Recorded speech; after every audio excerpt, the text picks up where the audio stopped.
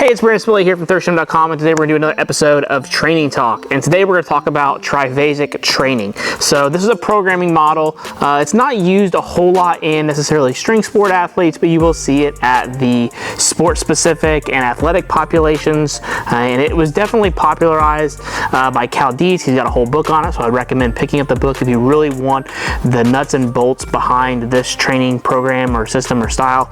Really, however you want to kind of future reference and reference it moving forward. So the main concept here with triphasic training is that there's three phases of this training. So I would lump this underneath our block model of periodization because there are three distinct blocks into which we're trying to achieve within this programming style.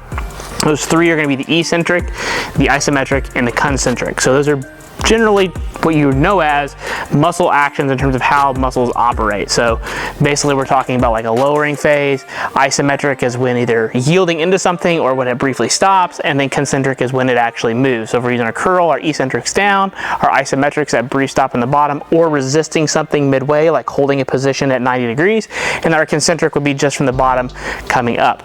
Now the thought process behind this is that since muscles undergo these types of contractions, we're going to specifically work on particular aspects of these contractions, and then by doing so we can couple them together to promoting a better force production, better athlete, what have you. So the main general thing here to think is that we're going to start with the eccentric phase first, and in Cal Dietz's book he's usually talking about 4-week waves. I think he says you can do 3 and sometimes maybe even longer, but generally you're looking like 4-week blocks or a month of training. And what you're going to do over that time period is focus on just eccentrics, especially on your main movements like your squat, your bench press, and then you could do like an RDL instead of a deadlift. But if we use those 3 exercises for example, we're mainly going to focus on the eccentric. Now the main thing we all want to get stressed to this is that theoretically you are not supposed to do any other part of the lift. So if you're doing your back squat, you're going to do your eccentric, spotters, loaders, coaches, whatever, going to help you back to the top, and then you would repeat that. Okay, now that's not super practical, really, depending upon what you have access to, how you're training, and to me it's not very logical. Okay, I can't find a way to justify that in my facility with my athletes, but I understand where the theory is coming from. Maybe Cal Dietz has been able to do that very well in his facility, and that works well, and if you can, awesome. I think a realistic way to look at this is just focus on the eccentric piece. And he's got his loads, I believe, anywhere between 65 and 80%, okay? I think he generally drifts towards the heavier end, but you'll have to go to those lower ends if you're wanting to get through this through your own training cycle, and that's what I've used in the past, is I usually stick around that 60-65% range to start, just because the eccentric portion, as we know, is generally more related with soreness or delayed onset muscle soreness, and that causes a lot of tissue breakdown. It's very hard to recover from, and you'll definitely feel it the next day. So starting with that eccentric phase, essentially what he has in his book is using 6-second eccentrics. He has research behind why that is. I would just follow that. I can't remember it off the top of my head, but I just remember 6 seconds being the sweet spot. If you really wanted to do 3 or 4 or 5, I guess you can, but if we're going off the book, so to speak, that's what we're going to talk about. So 6 seconds lowering, and ideally you'd only do 1 or 2 reps if you're doing that slow of an eccentric. That's a lot of time under tension, especially if we're talking in those 80% loads of ranges. That's a lot, right?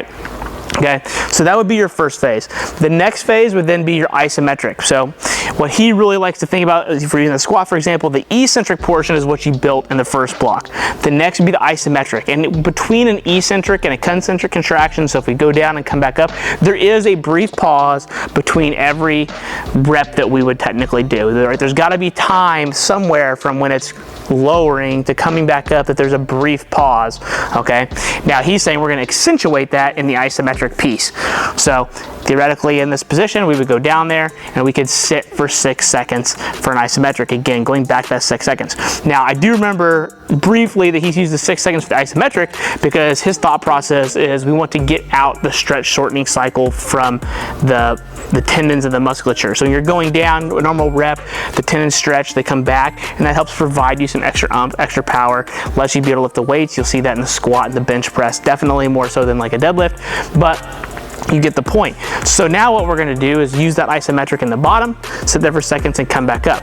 Now obviously you've got to do an eccentric to get down there, right? But it was just going to be your normal rep, boom, hold, and then come back up. Now, the other thing that we can do here is we can press, squat, or deadlift into pins, and this would be like a yielding isometric. So if we wanted to break through a particular plateau, especially in like powerlifting, for example, we would set the pins at a particular area to where we would fight through into the pins and pushing as hard as we can, even though the weight's not going anywhere. I personally really like this for like a bench press or a deadlift. It's way easier to set up as long as you've got like a rod and pipe system in your racks, which we have one here, and it works fantastic. I've helped lots of people blow through their deadlift and their bench plateaus by doing that. It does take some time to set up and what have you, but it definitely does work. If you're pushing into some pins for 6 seconds, I'll tell you what, that's a lot of time under tension in a particular area that you're not strong at. And that's kind of the thought process here, is that we're gonna build that isometric strength.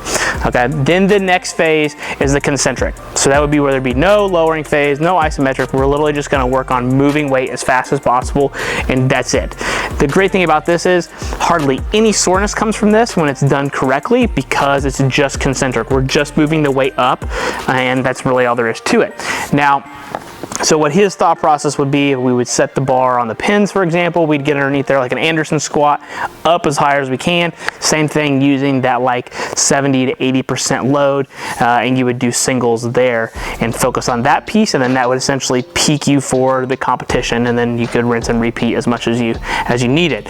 So that's probably the easiest one, A, to implement, and B, to understand, but the other two definitely take some nuances. So I'll give you my experience in the past with some of the athletes I've used this with, as well as some of the powerlifters I've used this with, and I've kind of cherry picked certain pieces of it to make it, one, more friendly from an implementation standpoint, but also be a little bit more realistic. So again, doing 80% for eccentrics, or maybe even possibly more, is again very hard to do. So my suggestion would be to lighten the loads, still use the 6 seconds. I think that's great. That's a really slow tempo. If we're talking about squat or bench press, I mean, that bar is moving really, really slow. That's a lot of time under tension, but make sure it's a weight that you can still press off your chest or squat out of the bottom, or if you're doing an RDL, hinge back to the top. And I think you'll find that, one, you go through the full range of motion, but you're probably only going to do doubles or triples, because there's just so much time under tension, and so lighting the loads will still let you get that training effect that we're after. It's just not going to be to the book like Cal Dietz has. The isometrics, again, I really think trying to press into pins, if at all possible, or pull into pins or squat into pins, works the best. However, again, I know it's very tough to set up sometimes, so if we're using like a squat or a bench press, in my opinion, just do a 6 second isometric in the bottom or the area that you're having issues with. So usually squat is in the bottom, bench press it's right off the chest, and hold that position and then press or squat up out of the bottom. Deadlift is definitely harder to do. I'm not a big fan of pause deadlifts, but if you really wanted to do that, you could do that. And I think for most people that do pause deadlifts, this would be very humbling to truly make you pause and hold that position. And I would recommend dropping your weights down. I usually stick around the 60 to 70% range when I'm doing these pauses like that. I think that works best, but again, experiment, find out what works best for you. And again, only 1-2 reps, maybe 3 if you really want to start off super light, and dwindle those reps down as the percentages increase. And then for the concentric, I really like the Anderson stuff, pressing off of pins, anything like that. The deadlift, you could basically just do it off the ground, or maybe do like a block pull or a deficit deadlift, I'm sorry, so you can pull through a bigger range of motion.